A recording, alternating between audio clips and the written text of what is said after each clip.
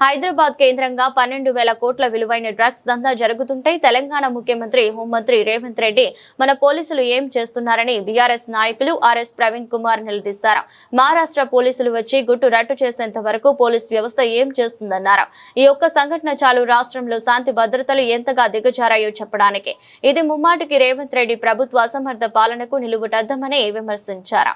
మొట్టమొదట నిన్న హైదరాబాదు మహానగరంలో 12,000 కోట్ల రూపాయల విలువైన మాదక ద్రవ్యాలు అంటే డ్రగ్స్ ఒక కంపెనీలో పట్టుబడ్డాయి.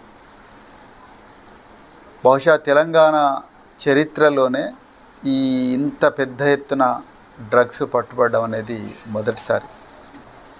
గత 7-8 సంవత్సరాల క్రితం గుజరాత్లో అదానీకి సంబంధించిన ఒక పోర్టులో 21,000 కోట్ల రూపాయల విలువైన డ్రగ్స్ పట్టుబడడం ఒక ఎత్తు అయితే, దాని తర్వాత తెలంగాణలో హైదరాబాదు మహానగరంలో 12,000 కోట్ల రూపాయల విలువైన డ్రగ్స్ ఎఫిడ్రిన్, మెఫిడ్రిన్ అనే 2 నిషేధించబడ్డ డ్రగ్స్ పట్టుబడ్డాయి.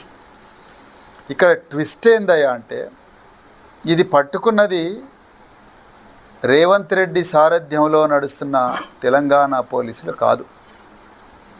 ఇది మహారాష్ట్ర గవర్నమెంట్ నుంచి అక్కడి పోలీసు కమిషనర్ పంపించిన ఒక స్పెషల్ పోలీసు బృందం గత నెల రోజులుగా పరిశోధించి కాపలాగాసి వీళ్ళను నేరస్తులను పట్టుకున్నారు.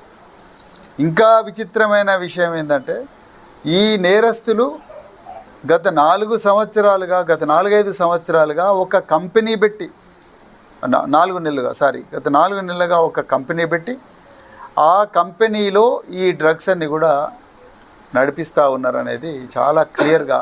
ఇప్పుడు నేను చెప్తున్న గంజాయి అక్రమ రవాణా కానీ, లేకపోతే డ్రగ్స్ తయారు చేసే ఫ్యాక్టరీలు, ఇదేదో మెక్సికోనో వెనుజులా కాదు, తెలంగాణలో ఇవాళ మెక్సికో వెనుజులాగా తయారైంది తెలంగాణ.